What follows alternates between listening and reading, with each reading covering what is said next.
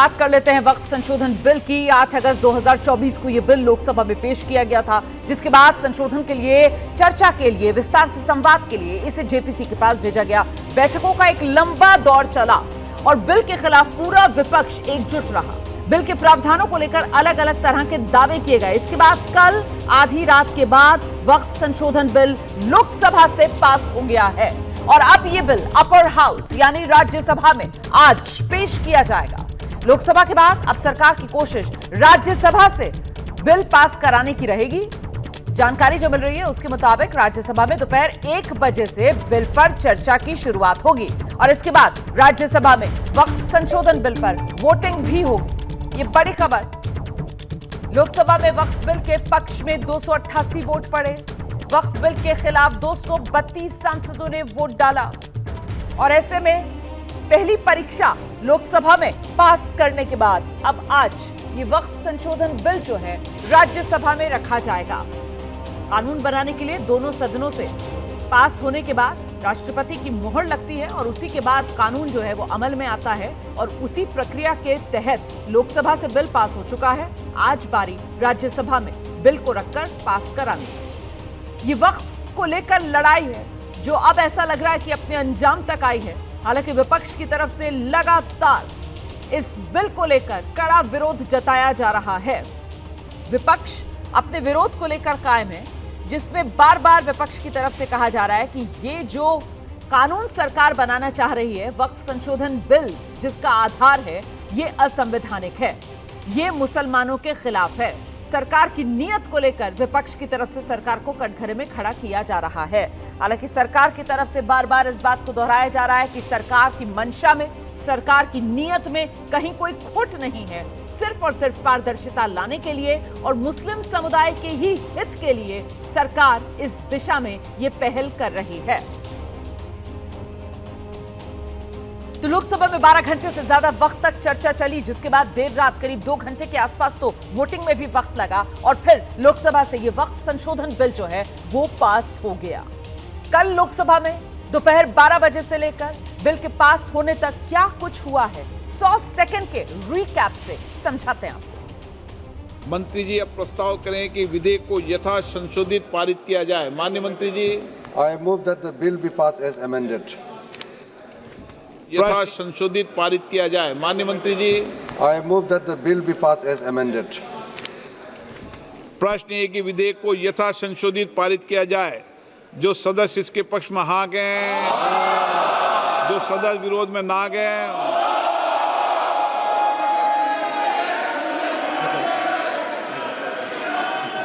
लो भी क्लियर है।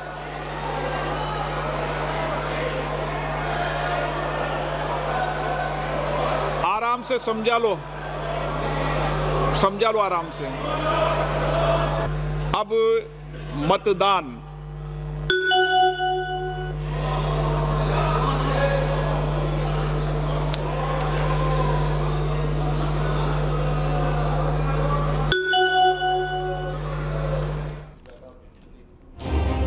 देखिए, जब से इस बिल को सरकार की तरफ से पेश किया गया उसके बाद से ही विपक्ष इस बिल के खिलाफ रहा। अलग अलग मुस्लिम संगठनों ने कई राज्यों में बिल के खिलाफ धरना प्रदर्शन किया है, जिसे सियासी दलों का समर्थन मिला है। इनमें एआईएमआईएम के नेता असदुद्दीन ओवैसी ने इस बिल के खिलाफ लगातार आवाज उठाई है और कल लोकसभा में जब इस बिल को लेकर चर्चा हो रही थी और बतौर स्पीकर बारी असदुद्दीन ओवैसी की थी अपनी बात रखने की, उन्होंने पुरजोर तरीके से इस बिल का विरोध करते हुए बिल की प्रति फाड़ दी।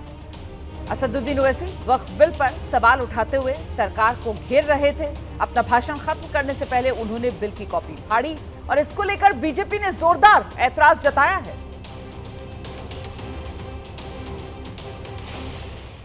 ये बिल का मकसद सिर्फ मुसलमानों को जलील और रुस्वा करना है, मुसलमानों को दूसरे दर्जे का शहरी बनाने का इनका मकसद है। सर, अगर आप हिस्ट्री को पढ़ेंगे तो महात्मा गांधी उस वक्त के व्हाइट अफ्रीका में सफेद फार्म अफ्रीका के कानून को महात्मा गांधी ने कहा था कि ये मेरा कॉन्शियंस इसको मानता नहीं, मैं इस कानून को कबूल नहीं करता हूं। तो महात्मा गांधी ने क्या किया, उन्होंने उस कानून को फाड़ दिया। तो मैं गांधी की तरह इस कानून को फाड़ता हूं ये अनकॉन्स्टिट्यूशनल है सर। इस देश में झगड़े पैदा करने का काम बीजेपी करना चाहती है मस्जिद और मंदिर के नाम पर, इसीलिए मैं इसका कंडेम करता हूं। गृह मंत्री जी ने अगर ये कह दिया कि अब इसमें चाहे वाकिफ हो, उसमें न कोई सरकार का दखल होगा, न वाकिफ के इंटेंशन पे, न वक्त में कोई दखल होगा, तो जब वक्त में कोई दखल नहीं है, न वाकिफ में कोई दखल है, और इसके बावजूद भी अभी भी आपने देखा ओवैसी साहब को कि अभी उन्होंने इस बिल को फाड़ने का काम किया है। तो ये जो बात कह रहे कि ये बिल असंवैधानिक है, असंवैधानिक काम तो उन्होंने किया है जो बिल फाड़ने का काम किया है। आज मैं पूछना चाहता हूं, आज किस लिए बिल फाड़ दिया? वहीं कल अमित शाह ने वक्फ बिल को लेकर विपक्ष के आरोपों का जोरदार तरीके से जवाब दिया। सुनना जरूरी है, सुनिए। 1995 तक वक्फ की काउंसिल और वक्फ बोर्ड था ही नहीं, वो तो 95 से आया। और मान्यवर, ये जो भ्रम खड़ा किया जाता है कि ये एक्ट मुस्लिम भाइयों के धार्मिक क्रियाकलापों के अंदर, उनके दान की हुई संपत्ति के अंदर दखल करने का है, ये बहुत बड़ी भ्रांति फैलाकर माइनॉरिटी को डराकर अपनी वोट बैंक खड़ी करने के लिए किया जा रहा है। आपके माध्यम से, इस सदन के माध्यम से देश भर के मुसलमान भाइयों बहनों को कहना चाहता हूं, आपके वक्फ में एक भी नॉन मुस्लिम नहीं आएगा। ये एक्ट में ऐसा कोई प्रावधान नहीं। मगर जो वक्फ बोर्ड है और वक्फ परिषद है, उसका काम क्या है? वक्फ की संपत्तियां मान्यवर बेच खाने वाले लोगों को पकड़कर इसके बाहर निकालने का। वक्फ के नाम पर औने पौने दाम में संपत्तियों को 100 साल तक किराए पे देने वाले लोगों को पकड़ना है। वक्फ का जो पैसा होता है, इनकम जो गिरती जा रही है, जिसके माध्यम से माइनॉरिटी का विकास करना है, माइनॉरिटी को आगे बढ़ाना है, इस्लाम धर्म की सारी धार्मिक संस्थाओं को पुख्ता करना है। ये पैसा जो चोरी होता है ना, उसको पकड़ने का काम वक्फ बोर्ड, वक्फ परिषद कर रहे हैं। और मान्यवर, वो चाहते हैं कि इनके राज में जो मिली भगत चली वो चलती रहे। ये नहीं चलेगी, ये नहीं चलेगी। वक्फ की भूमि जो वक्फ कर रहा है, उसकी है या नहीं है, इसकी जांच कलेक्टर करे तो इसमें आपत्ति क्या है? वक्फ तो दान है भाई, और दान अपनी संपत्ति का किया जा सकता है, किसी और की संपत्ति का नहीं किया जा सकता। गांव में कोई बेचारा अमेरिका गया है 4 महीने पढ़ने के लिए, घूमने के लिए आता है तो कि वक्फ घोषित हो गया। कोई कारोबार करने के लिए दिल्ली आया, आता है तो कि वक्फ घोषित हो गया। अरे ऐसा नहीं होता भाई, कलेक्टर को पूछना पड़ेगा सरकारी संपत्ति है या नहीं है, इसकी जांच करनी चाहिए या नहीं करनी चाहिए। ढेर सारे मंदिर बनते हैं, बने भी है, बनेंगे भी। ढेर सारे चर्च बने हैं, गुरुद्वारे बने हैं, सरकारी संपत्ति पर बन सकते हैं क्या? नहीं बन सकते मान्यवर।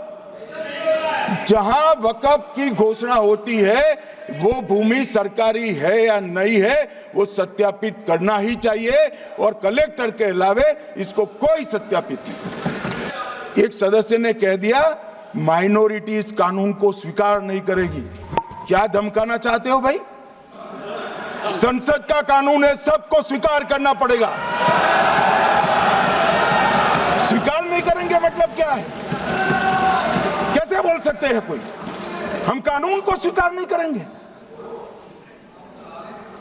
ये कानून भारत सरकार का है, हर एक पर बंधन करता होगा और इसको स्वीकार करना पड़ेगा।